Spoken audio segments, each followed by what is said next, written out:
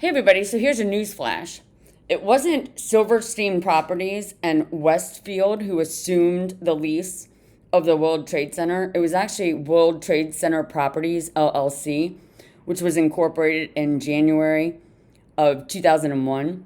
And then that ends up merging with this Larry Silverstein Properties just after 9/11. In fact, if you look, it's actually Silverstein Pacific Management right there. It's actually not Silverstein Properties until later that it kind of converts. Just planned on being Silverstein Properties. But another, interesting thing is it was actually Silverstein 7 World Trade Company that is used here. And that's important because it looks like he only assumes the lease, technically, legally, of World Trade Center 7. And it's only today that I actually find some highly classified documentation that shows that Larry Silverstein was granted the authorization to demolish it and that they planned on doing it the week of 9/11. So we have... they made that decision to pull, and then we watched the building collapse.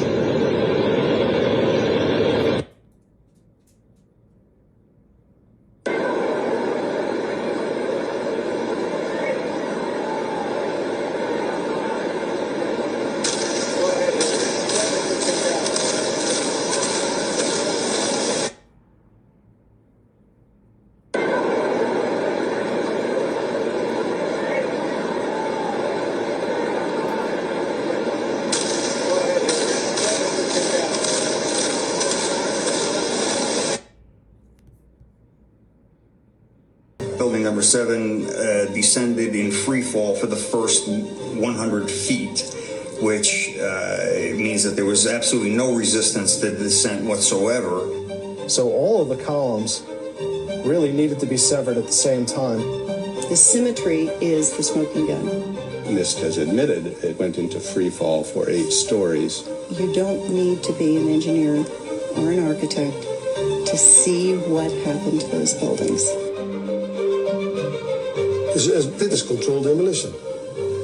Zeker weten. Zeker weten. What I saw, it was a classic implosion. The center of the core, the penthouse area, starts to move first, and then the building follows along with it. NIST excluded the document from FEMA in Appendix C that documented the evidence of melting steel. In an office fire, you cannot generate enough heat to melt steel. There were these iron microspheres present in all of the dust samples. They needed to have been formed in extremely high temperatures. All the characteristics of the microspheres, along with what I see in the attack of the beams that were actually found, tell me that thermite was involved in melting those steel beams. TM Acquisition Corp. stands for Trademark Acquisition Corp. It was incorporated, or I should say reinstated, by Diamond Access, Lisa Vado. A lot of these show corp entities, once you get to a certain point, you overlap with Diamond Access. Well, this is out of Las Vegas, Nevada. It serves to be a trademark holding company for CSC Lawyers Incorporated out of New Jersey. It's basically Standard Oil on the back end. Yep, the Rockefellers, the Royals. So what they're doing is they're going in and amending historical estates and foundations and that had basically been granted access to trademarks. Nationwide Children's Hospital would be a great example. And then they are partitioning that ownership or the licensing. And then from there, they're waterfalling the ownership. And so this is TM Acquisition and all of the other entities that it's bundling together. And let's just go to the bottom here because the bottom is pretty telling. The bottom kind of starts with secured inventories, Anytime Asphalt, Wilton Partners, Youngstown, WILTON, Wilton Partners. It changes to Tilton on the back end when it becomes the trust. Tilton, Wilton and Tilton. Nancy Tilton, she's from the 1960s. Yeah, Tilton Wilton. It's only been in the last month that I learned that my great uncle's estate was liquidated here in Franklin County. He was one of the founders of the Texas company, i.e. Gulf Oil. But it's been many, many, many months, and at least a year, that I've known that the Bush family was not only behind the liquidation of his estate and transferring of mineral rights and land and permits and patents through trademarks. See trademark? See the trademark acquisition? They transferred it to foreign investors. But they did this and they set it all up ahead of 9/11. And why is that important? Because it had a 25-year liquidation kind of timeline, and then China got in on the very back end. And wouldn't you believe one of the trademarks that this company partitions was Moderna?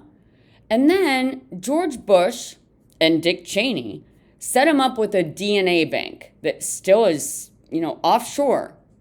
There are 94 million entries as far as entries. And they're set up, organized by COVID passport IDs. Weird, huh? These guys on the back end, they're crazy. They're just crazy.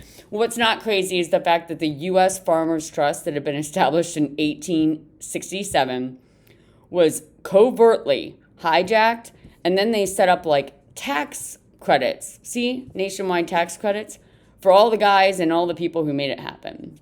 This is what Jeffrey Epstein was doing, and this is what, I guess some people call it blackmail. It's more, they took massive amounts of money from him ahead of a terrorist attack, and nobody wants to be charged as a terrorist, right? Nobody. Well, somebody better be, other than Osama bin Laden, because of this. The Bush Street Corporation morphed, and I mean morphed, illegally, into Gulf Oil. See that? If you actually go back up here, this is the Gulf Oil Corporation. It doesn't merge. It doesn't do a formal and legal name change. It just says so. Okay? Out of California. So Gulf Oil, Bush Street, San Francisco. Let's just get down to the bottom.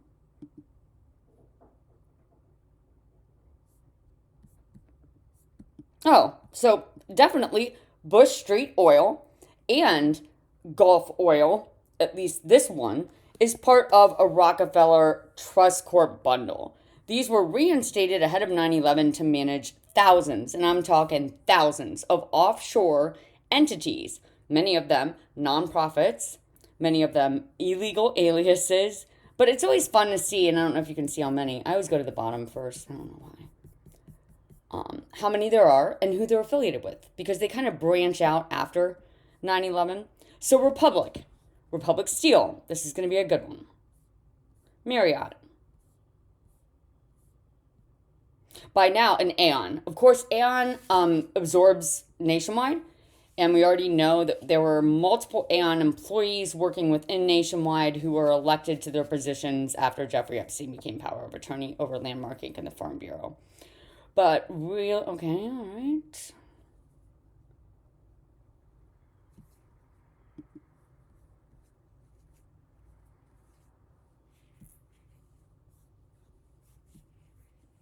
Lehman Brothers Holdings, awesome.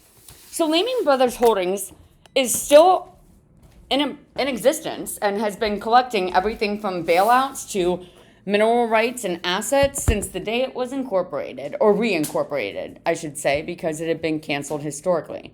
Just an FYI, everybody. Just an FYI, trying to look out for, another market crash. Somebody has to.